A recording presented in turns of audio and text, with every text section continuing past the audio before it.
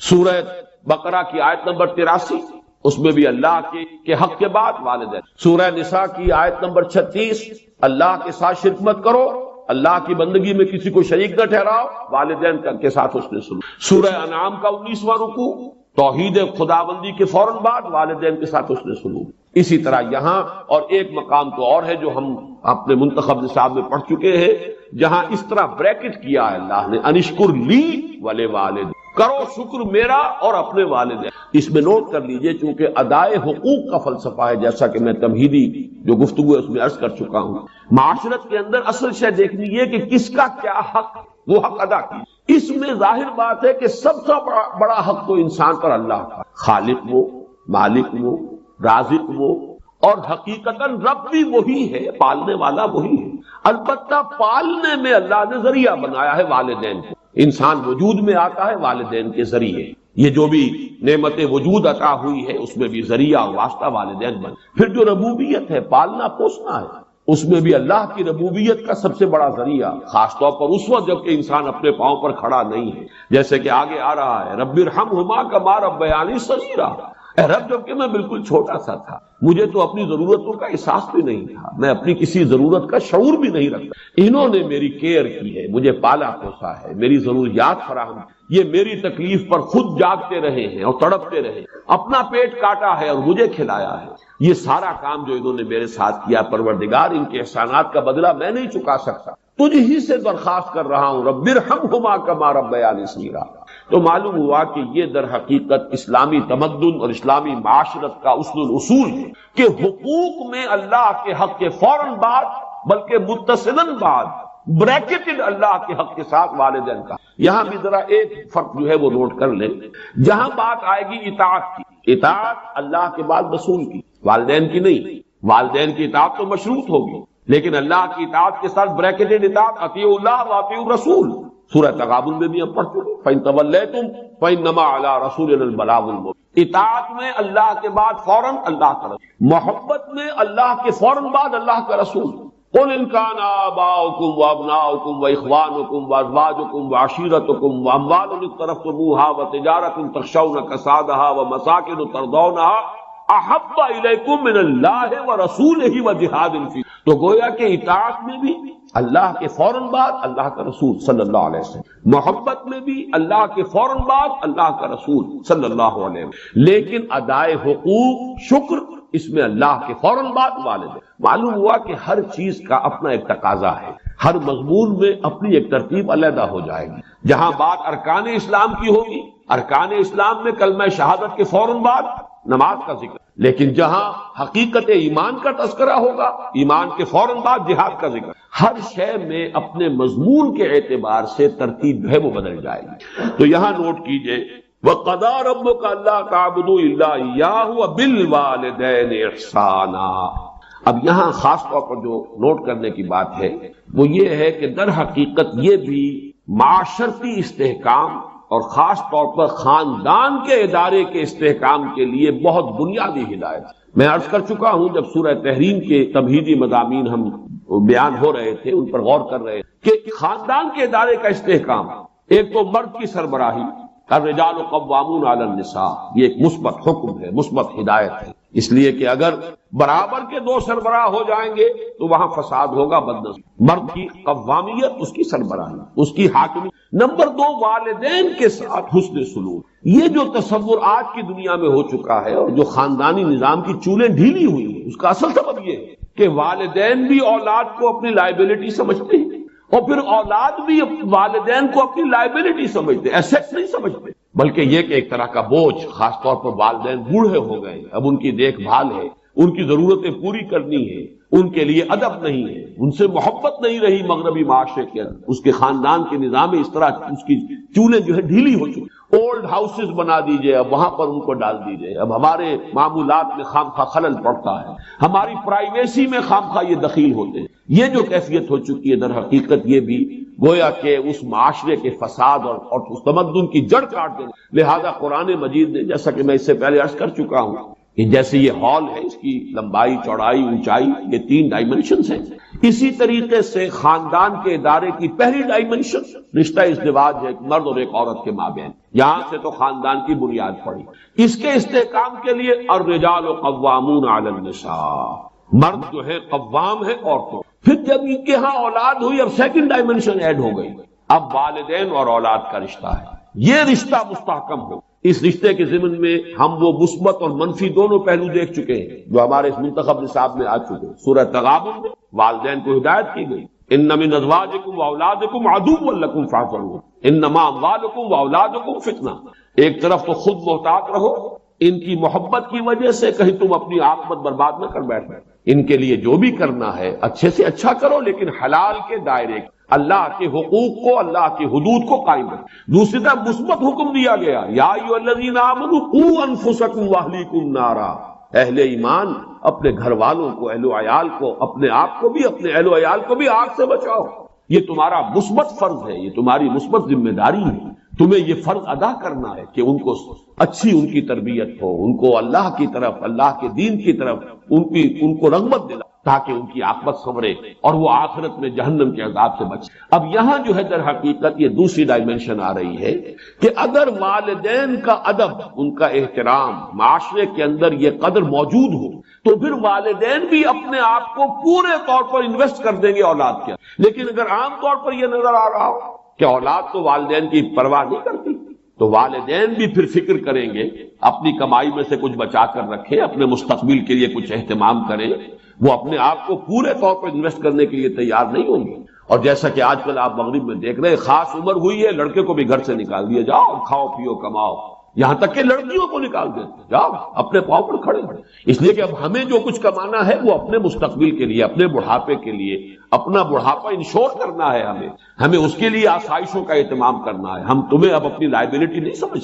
اللہ کا فضل و کرم ہے کہ ہمارے مشرقی معاشرے میں ابھی تک وہ اقدار موجود ہے کہ والدین بھی اپنے آپ کو بالکل لیا انویسٹ کرتے ہیں اولاد میں، اعتماد کرتے ہیں۔ اس لیے کہ اولاد بھی بالعموم یہ شکل ابھی ہمارے معاشرے میں موجود ہے کہ بڑھاپے والدین کا سہارا بنتے ہیں، ان کے لیے، ان کی خدمت کرنے کے لیے اپنی امکانی حد تک قبر بستہ رہتے۔ تو یہ بھی در حقیقت باہمی اعتماد، خاندانی کے ادارے کے استحکام کا ایک بہت بڑا ذریعہ، وہ بات ہے جو یہاں تفصیل سے آ رہی ہے۔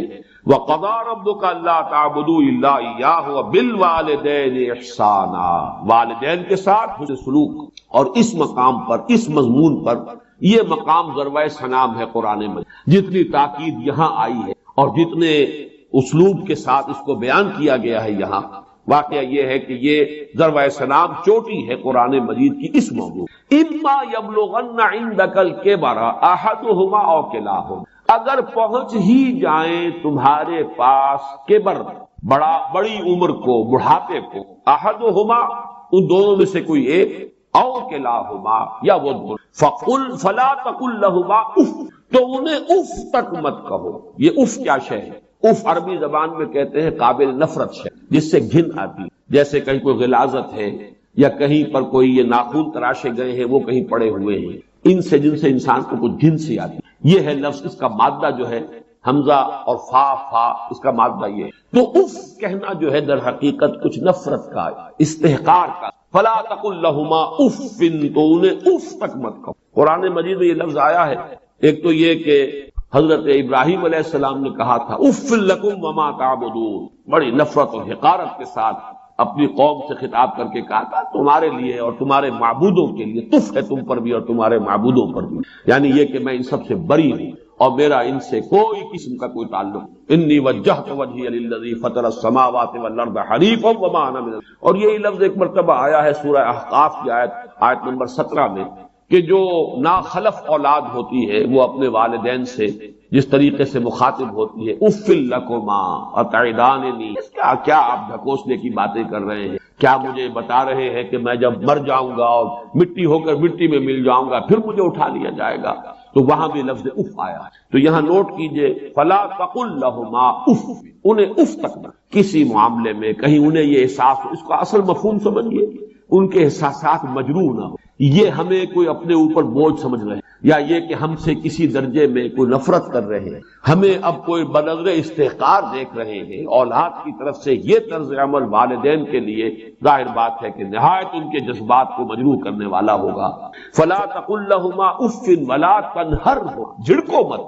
یہ آگے بات مزید واضح ہو جائے گی۔ کبھی ایسا ہوتا ہے کہ بڑی عمر کو والدین پہنچ گئے ہیں، تو جیسے خود قرآن مجید میں سورہ حج میں بیان کیا گیا ارذل العمر، ایک بڑی عمر ایسی بھی ہوتی ہے کہ وہ جس کو ارذل عمر کہا گیا ہے، اور اس میں کہ لا یعلم من بعد علم شیئا، انسان کے حافظے، ذہن میں، سوچ میں وہ یہ ترقی معکوس شروع ہو جاتی، بلکہ یہ کہ بچپن کی سی کچھ باتیں جو ہیں وہ عود کر آتی ہیں، لوٹ کر آ جاتی ہیں، وہی عادتیں، وہی خواہشات۔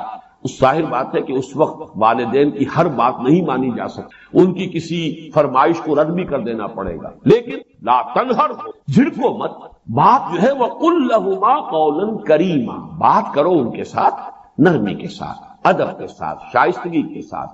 کسی فرمائش کو اگر رد بھی کر دیں تو جھڑکنے کے انداز میں، ڈانٹنے اور ڈپٹنے کے انداز میں، ولا تنہرہما وقل لہما قولا کریما، اور ان سے بات کیا کرو، گفتگو کرو، ان کے سے مخاطب تو بڑے ادب کے ساتھ، نرمی کے ساتھ، شائستگی کے ساتھ، تہذیب کے ساتھ، ان کے مقام اور مرتبے کو ملحوظ رکھتے۔ وَخْفِضْ لَهُمَا جَنَاحَ الذُّلِّ مِنَ الرَّحْمَةِ، دیکھیے یہاں کتنے مختلف اسلوبوں سے بات لائی جا رہی ہے، ایک ہی بات ہے لیکن تکرار کے ساتھ، اعادے کے ساتھ اس کو لایا جا رہا ہے تاکہ اور بات واضح ہو جائے۔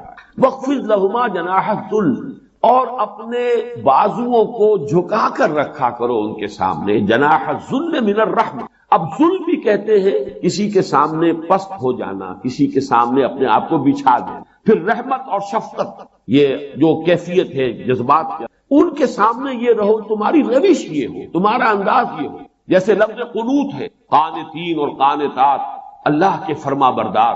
کھڑے ہونے میں بھی ایک انداز ہوتا ہے، ایک کسی کے سامنے آپ سینہ تان کر کھڑے ہیں، ایک کسی کے سامنے آپ ذرا جھکے ہوئے، اپنے شانوں کو جھکایا ہوا ہے، ہلکا سا خم آیا ہوا۔ یہ انداز جو ہے کھڑے ہونے کے فرق میں بھی انسان کی جو باطنی کیفیات اور احساسات ہیں ان کا پورا انعکاس ہو جاتا ہے۔ اسی طریقے سے وَخْفِضْ لَهُمَا جَنَاحَ الذُّلِّ مِنَ الرَّحْمَةِ، یہی لفظ آیا ہے سورہ حجر میں حضور کے لیے، حضور سے فرمایا گیا وَخْفِضْ جَنَاحَكَ لِلْمُؤْمِنِينَ، اے نبی آپ اہل ایمان کے حق میں شفقت اور رحمت کے ساتھ اپنے کندھوں کو، اپنے بازوؤں کو جھکا کر، اور اس میں گویا کہ ایک تصویر لفظی ہے کہ جیسے مرغی جو ہے وہ اپنے بچوں کو اپنے پروں تلے چھپا لے، ذرا سا کہیں خطرہ محسوس ہوا، کوئی اندیشہ ہوا تو چاہے وہ بلی کے ساتھ بلی آ رہی ہو، اس سے لڑنے کو تیار ہو جائے گی مرغی اپنے بچوں کے، ورنہ تو شاید بھاگے وہاں سے، لیکن بچوں کو بچانے کے لیے اپنے ان پروں کے نیچے چھپا کر اور وہ کھڑی ہو جائے۔ تو یہ انداز جو وَخْفِضْ جَنَاحَكَ لِلْمُؤْمِنِينَ، اے نبی آپ بھی اپنے کندھوں کو، اپنے بازوؤں کو شفقت کے ساتھ اب اہل ایمان کے سامنے جھکا کر، وہ جب آئیں تو محسوس کریں آپ میں رحمت اور رافت اور شفقت۔ وہ لفظ یہاں آیا ہے وَخْفِضْ لَهُمَا جَنَاحَ الذُّلِّ مِنَ الرَّحْمَةِ، یہ انداز اختیار کرو ان دونوں کے سامنے کہ اپنے بازوؤں کو، اپنے شانوں کو، اپنے کندھوں کو جھکا کر، من الرحمہ، نیاز مندی کے ساتھ، رحمت اور شفقت کے ساتھ۔ وَقُلْ رَبِّ ارْحَمْهُمَا كَمَا رَبَّيَانِي صَغِيرًا، اور یہ جان لو کہ تم کتنی بھی کوشش کر لو اپنے والدین کا حق ادا نہیں کر سکتے۔ اللہ سے دعا، اللہ سے مانگو۔ وَقُلْ رَبِّ ارْحَمْهُمَا، کہو اے رب میرے ان پر رحم فرمائیو، كَمَا رَبَّيَانِي صَغِيرًا، جیسے کہ ان دونوں نے مجھے پالا پوسا تھا جبکہ میں چھوٹا سا۔ یہ میں کئی مرتبہ کر چکا ہوں، یہ تربیت جو ہے باب تفعیل سے، ربا یربی تربیتاً، اس میں اختلاف ہے کہ مادہ اس کا را با با ہے یا را با واو ہے، حرف علت جو ہے آخر میں، لیکن یہ کہ ایک رائے یہ بھی ہے کہ یہ دونوں ایک ہی مادے کی بدلی ہوئی شکلیں ہیں۔ اس بحث میں اس وقت میں تفصیل میں نہیں جانا چاہتا، مختلف مواقع پر یہ بات آ چکی ہے۔ یہاں نوٹ کر لیجئے، تربیت، پالنا، پوسنا، پروان چڑھانا، یہ لفظ ربیا یہ باب تفعیل ہے، ربا یربی تربیتاً کما ربیانی صغیرا، اے رب میرے جیسے انہوں نے مجھے پالا پوسا، میری تکلیف پر تڑپتے رہے، بیمار میں تھا جاگتے یہ رہے، اپنا پیٹ کاٹا مجھے کھلایا، اپنی آرام کی قربانی دی اور میرے لیے فکر مند رہے، لہذا اب ان کے احسانات کا بدلہ میں نہیں چکا سکتا، تجھ ہی سے درخواست ہے کہ تو ہی ان پر رحم۔ وَقُلْ رَبِّ ارْحَمْهُمَا كَمَا رَبَّيَانِي صَغِيرًا، لیکن اب آگے فرمایا رَبُّكُمْ أَعْلَمُ بِمَا فِي، تمہارا رب خوب جانتا ہے جو کچھ تمہارے جیوں میں ہے، ان تکونوا صالحین، اگر تم واقعتاً صالح ہوئے، فإنہ کان للأوابین غفورا، تو اللہ تعالی رجوع کرنے والوں کو معاف کر۔ اس کا جو کانٹیکسٹ ہے اس کو سمجھ لیجئے کہ جیسا کہ میں نے عرض کیا کہ بڑی عمر کو پہنچنے کے بعد بسا اوقات والدین ہیں، اگرچہ والدین ہیں، لیکن اب وہ سمجھ نہیں رہی، شعور زائل ہو گیا، جیسے کہ فرمایا وَمِنْكُمْ مَنْ يُتَوَفَّى وَمِنْكُمْ مَنْ يُرَدُّ إِلَىٰ أَرْذَلِ الْعُمَرِ لِكَيْ لَا يَعْلَمَ مِنْ بَعْدِ عِلْمٍ شَيْئًا، تم میں سے وہ بھی ہوتے ہیں جو پہلے ہی ان کی وفات ہو جاتی ہے، 40 50 60 70 برس کی عمر میں انسان فوت ہو گیا، ابھی حواس قائم ہوتے ہیں۔ وَمِنْكُمْ مَنْ يُرَدُّ إِلَىٰ أَرْذَلِ الْعُمُرِ لِكَيْ لَا يَعْلَمَ مِنْ بَعْدِ عِلْمٍ شَيْئًا، اور تم میں سے وہ بھی ہوتے ہیں کہ جو اس ارذل عمر کو لوٹا دیے جاتے ہیں کہ سب کچھ جاننے کے بعد کچھ نہ جانے۔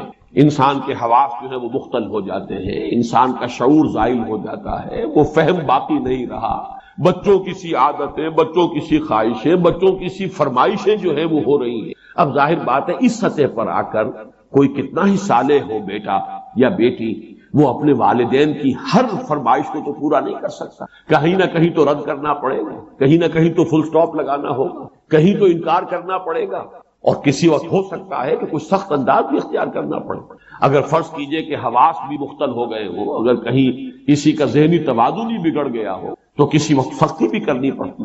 اس اعتبار سے یہ آیت بڑی اہم، ربکم اعلم بما فی انفسکم، اگر اس طرح کی مجبوری کی حالت میں کہیں کوئی طرز عمل اس طرز عمل کے منافی اختیار کرنا پڑ جائے کہ جس کا اوپر تذکرہ ہوا، مطلوب طرز عمل تو وہی ہے، وہ طرز عمل کیا ہے؟ فلا تقل لهما اف ولا تنهرهما وقل لهما قولا کریما واخفض لهما جناح الذل من الرحمت وقل رب ارحمهما كما ربياني صغيرا۔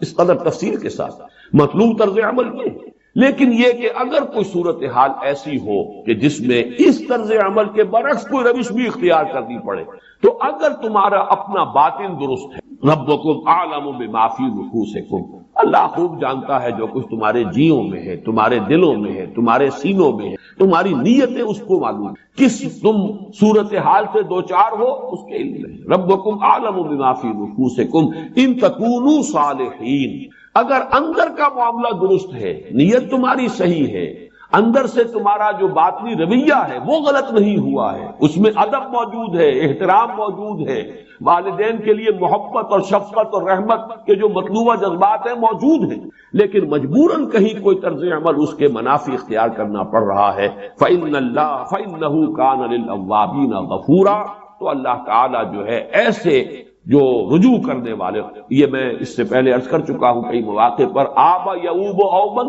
تابا یتوب توبتن، یہ در حقیقت بہت ایک دوسرے کے قریب ہے۔ آبا یعوب سے اواب، یہ فعال کے وزن پر اس میں مبالغہ ہے، بہت رجوع کرنے والا۔ اور ظاہر بات ہے کہ جب کسی انسان کو اپنے والدین میں سے کسی کے ساتھ، بوڑھے والدہ یا بوڑھے والد یا بوڑھی والدہ کے ساتھ یہ رویہ اختیار کرنا پڑے گا تو اسے دکھ بھی پہنچے گا، خود افسوس بھی ہوگا، رنج بھی ہوگا، اندر ہی اندر وہ جو ہے صدمہ محسوس کرے گا۔ تو فرمایا کہ اگر یہ کیفیت ہے تو اللہ معاف فرمانے والا ہے۔ اللہ تعالیٰ تمہاری باطنی کیفیات، کیٹیگوریکل میرا جواب ہے کہ قطعاً نہیں، بلکہ یہ بدعت ہے، یعنی یہ بجائے آپ کو کوئی ثواب دلانے الٹا جو ہے آپ پر ہو جائے گی، ایسی کوئی چیز صحابہ سے ثابت۔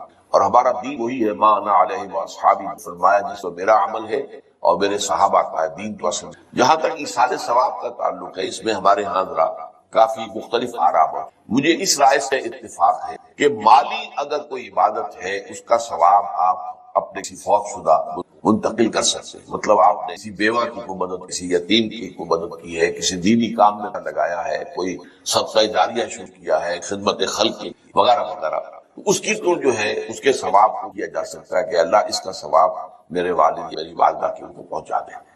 جسمانی نے آپ نماز پڑھ کے کہیں اس کا ثواب، یا روزہ رکھ کر اس کا ثواب، یا یہ کہ آپ قرآن پڑھ کر یہ آپ ہی کو ثواب ہوگا، آپ خود پڑھیں گے آپ کو ثواب ہوگا۔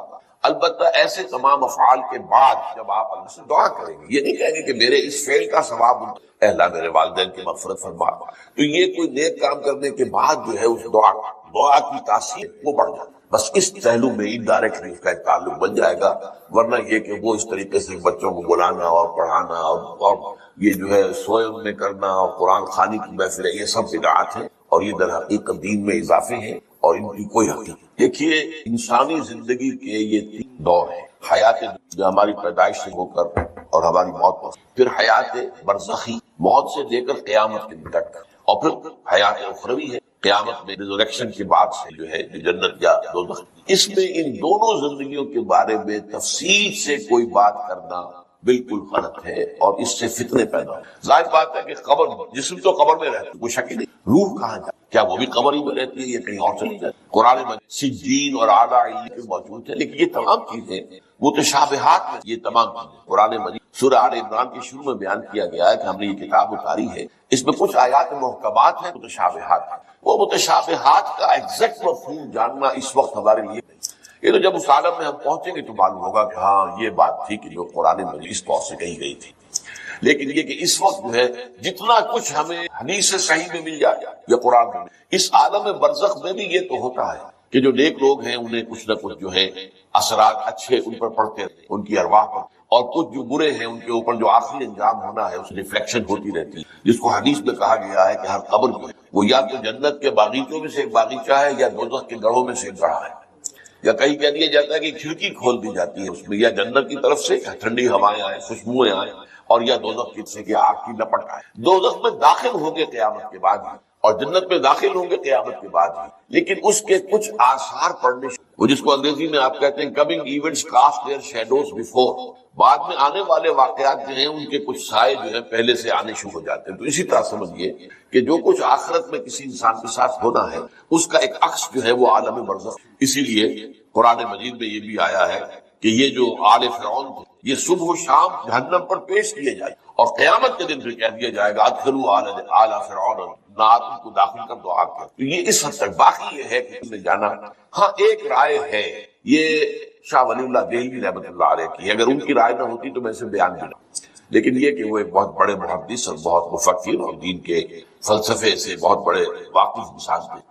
انہوں نے کہا کہ جو اولیاء اللہ ہوتے، اللہ کے نیک بندے، اللہ کے بندے، ان کے انتقال کے بعد ان کی روحوں کو بھی اللہ فرشتوں کے طبقہ اسفل میں شامل کر۔ یہ فرشتے ہیں نا اس وقت بھی موجود ہیں، ابھی شاید اگلے ہی دن میں وہ حدیث جو ہے اس کا بیان آئے گا کہ جب بھی کسی گھر میں، اللہ کے گھر میں کچھ لوگ اس لیے جمع ہو کہ اللہ کی کتاب پڑھیں اور سمجھیں اور سمجھائیں، تو ان کے اوپر فرشتے گھیرا ان کا ڈال دیتے اور ان پر اللہ کی طرف سے سکینت نازل ہے اور رحمت نازل ہے، اور اللہ ان کا ذکر کرتا ہے فرشتوں کے پاس، دیکھو میرے بندے، تم کہتے تھے یہ فساد مچائے گا، دیکھو یہ بھی تو ہے نا جو میرے کلام کو پڑھنے کے لیے جمع ہے۔ تو فرشتے ہیں موجود، ہم میں سے ہر ایک کے ساتھ 2 فرشتے موجود۔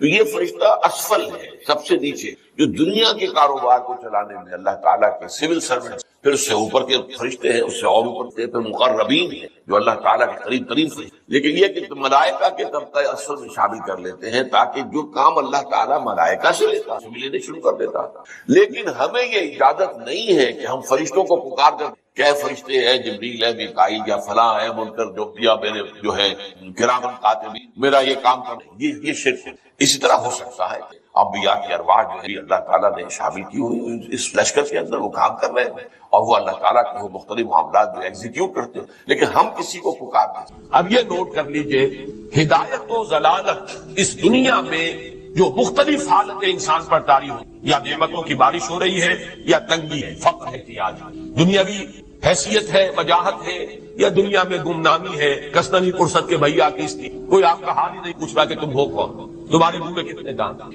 یا یہ کہ دنیا میں اقتدار کی کسی مسند پر انسان بیٹھا ہے، یا یہ کہ کوئی اس کے ہاتھ میں اختیار نہیں۔ یہ تمام جو حالات انسان پر طاری ہوتے ہیں، ان کے جواب میں جو طرز عمل فکری اعتبار سے اور عملاً انسان اختیار کرتا ہے، اس کے 4 درجے۔ پہلا درجہ ہے انتہائی گمراہی، ضل ضلالا بعیدا۔ وہ کیا ہے؟ اگر عزت ہوئی، نعمتیں ملی، فلاں دیوی یا دیوتا کی نگاہ کرم ہے، اس کی کرپا سے، اور اگر کوئی تکلیف آ گئی، مصیبت آ گئی، معلوم ہوتا ہے کہ فلاں دیوی یا دیوتا ہم سے ناراض ہے، یہ کالی دیوی کی طرف سے کوئی مصیبت آ گئی ہے، یا یہ کہ یہ لکشمی دیوی کی نگاہ کرم ہے کہ ہمیں دولت مل گئی ہے۔ یہ تو ہے شرک۔ شرک ہونے کے اعتبار سے یہ ہے ضل ضلالا بعیدا، انتہائی پستی۔ اس پستی سے اوپر آئیں گے تو توحید کی پہلی منزل، عزت دی اللہ نے۔ اگر کوئی تنگی آ گئی، فقر، تکلیف، کوئی ذلت، رسوائی، یہ بھی اللہ کی۔ ایک اعتبار سے کوئی انسان ہدایت پر آ گیا، بڑی گہرائی تھی اس گندگی کی اور اس خباثت کی جو شرک جس کا نام ہے، اس سے انسان نکل آیا، نجاست سے۔ توحید تو ہے لیکن اب اس میں اس کی گمراہی کا ایک ایلیمنٹ شامل ہے، اور یہ گمراہی سے جب تک آگے نہیں آئے گا، اوپر نہیں ابھرے گا، اس کا طرز عمل کیا ہوگا کہ ذرا کچھ مل گیا، عزت مل گئی، پھولے نہیں سما رہے، اب زمین پر قدم نہیں ٹک رہے، گردن اکڑ رہی، کہیں محرومی ہو گئی، کوئی تکلیف آ گئی، کوئی مشقت، فقر آ گیا، اب بجھ کر رہ گئے۔ ان دونوں کیفیات میں انسان کا پینڈولم جو ہے وہ ایکسٹریم ہو جائے گا۔ یہ کب ہوگا؟ جبکہ انسان یہ سمجھتا ہے کہ اس دنیا میں جو دولت مل گئی یا عزت مل گئی تو یہ گویا کہ بڑی کوئی قابل فخر، اور اگر یہاں پر کوئی تکلیف آ گئی، کوئی مصیبت آ گئی، فقر و فاقہ آ گیا تو یہ گویا کہ بہت ہی اہانت آمیز شے ہے۔ اگر یہ انسان سمجھے گا تو طرز عمل وہ نکلے گا نتیجے کے طور پر جو میں بیان کر چکا ہوں، یہ گمراہی ہے۔ اس گمراہی سے نکلیں گے تو آپ کس مقام پر آئے؟ دوسری منزل ہدایت کی کیا ہے؟ نہ یہ عزت ہے نہ یہ ذلت ہے، دونوں حیثیتیں برابر ہیں کہ یہ امتحان ہے۔ اسی لیے ان دونوں آیتوں میں ایک لفظ قدر مشترک ہے، اذا مبتلا فاطمہ الانسان و اذا مبتلاہ ربہ فاکرمہ ونعمہ، یہ بھی ایک ابتلا ہے، آزما رہا ہے اللہ، کبھی وہ دے کر آزماتا ہے، کبھی چھین کر آزماتا ہے، کبھی فقر و فاقہ سے آزماتا ہے، کبھی وہ کثرت دولت اور کثرت مال سے آزماتا ہے، کبھی وہ صحت دے کر آزماتا ہے کہ یہ قوت اور توانائی اور صحت جو میں نے دی ہے یہ اس میں کیا کرتا ہے، کبھی وہ مرض کے ذریعے سے آزماتا ہے کہ صبر کرتا ہے کہ نہیں کرتا۔ ہمارے لیے شکوہ اور شکایت تو اس کی زبان پر نہیں آ جاتی، نانا و شیون تو نہیں آ جاتا، تکلیف جھیلتا ہے کہ نہیں جھیلتا، اس میں تحمل ہے کہ نہیں ہے، تو صبر کرتا ہے یا شکر کرتا ہے۔ یہ دونوں کیفیات در حقیقت اس اعتبار سے مساوی ہے، یہ بھی امتحان، یہ بھی۔ یہ حقیقت جب سامنے ہوگی اب وہ پینڈولم جو ہے وہ بہت کم ہو، یعنی انسان میں طبعی طور پر تو ایک اثر ہوتا ہے غیر اختیاری، کسی چیونٹی نے کاٹا آپ کے پاؤں پر، آپ اپنا پاؤں ہٹا لیں گے، اس میں کوئی ارادہ نہیں، یہ ریفلیکس ایکشن ہے، غیر اختیاری۔ اس حد تک تو انسان ضرور متاثر ہوتا ہے، اس سے تو کوئی انسان جو ہے وہ بلند تر نہیں ہو۔ حضرت ابراہیم رضی اللہ تعالیٰ عنہ، حضور کے وہ نومولود فرزند، انتقال جب ہو رہا تھا آپ کی آنکھوں میں آنسو آ گئے۔ اب یہ طبعی اثر ہے، ایک فعل ہے، انفعالی کیفیت ہے جو بالکل طبعی ہے، لیکن یہ نہیں کہ اس کی وجہ سے انسان کی زبان پر کوئی شکوہ آ جائے، کوئی شکایت آ جائے، یہ نہیں ہوگا، یہ ایمان کے منافی ہے۔ اسی طریقے سے اگر کوئی خوشی ہوئی ہے تو چہرے کے اوپر ایک نکھار آ جائے گا، تبسم آ جائے گا، اس سے زائد نہیں۔ اس حد تک تو یوں سمجھیے کہ انسان کا طبعی تقاضا ہے۔ اس سے زیادہ یہ پینڈولم اگر سوئنگ کر رہا ہے تو گویا کہ اس حقیقت سے انسان محجوب ہے کہ یہ بھی امتحان ہے، یہ بھی، جو ہم سورہ حدید میں پڑھ چکے ہیں، ما اصاب من مصیبت فی الارض ولا فی انفسکم الا فی کتاب من قبل ان نبراها ان ذلک علی اللہ یسیر لکی لا تعصوا علی ما فاتکم ولا تفرحوا بما آتاکم۔ اللہ تمہیں کچھ دے تو اتراؤ مت، اللہ تم سے کچھ چھین لے تو اس کے اوپر افسوس مت۔ اس کا یہ نتیجہ ایمان کا نکلنا چاہیے۔ اگر تمہیں ایمان ہے اللہ پر، اگر تمہیں یقین ہے کہ جو کچھ ہوا ہے اللہ کے اذن کے بغیر نہیں ہوا، اگر تمہیں یقین ہے کہ اللہ نے جو میرے لیے طے کیا ہے اس میں میرے لیے خیر ہی ہے، چاہے فی الحال فی الوقت فوری طور پر مجھے ناگوار محسوس ہو رہی ہے بات، لیکن یقیناً میرے لیے اس میں خیر ہے میرے رب کی طرف سے، کہ ہر کے ساتھ یہ ماریخ عین الطاف۔ ہم تو شارٹ سائٹڈ ہیں، ہم دیکھ نہیں سکتے کسی شے کو، ہم اس کے ظاہر کو دیکھ کر گھبرا اٹھتے ہیں کہ یہ تو تکلیف آ گئی، کیا پتا اسی کے پردے میں اللہ کی رحمت آ رہی ہے۔ میں نے وہ رئیس امروہوی کے اشعار آپ کو کئی دفعہ سنائے ہیں، وہ وقت آیا کہ ہم کو قدرت ہماری سعی و عمل کا پھل دے، بتا رہی ہے یہ ظلمت شب کہ صبح نزدیک آ رہی ہے، ابھی ہے کچھ امتحان باقی، فلاکتوں کے نشان باقی، قدم نہ پیچھے ہٹے کہ قسمت ابھی ہمیں آزما رہی۔ رئیس اہل نظر سے کہہ دو کہ آزمائش سے جی نہ ہارے، جسے سمجھتے ہو آزمائش وہی تو بگڑی بنا رہی ہے، اسی آزمائش سے تو بگڑی بنے گی، اسی سے تو تمہارا خیر جو ہے اجاگر ہوگا، سامنے آئے گا، پتہ چلے گا who's who, what is what۔ ابو بکر میں کتنا یقین اور ایمان تھا، یہ کیسے معلوم ہوگا؟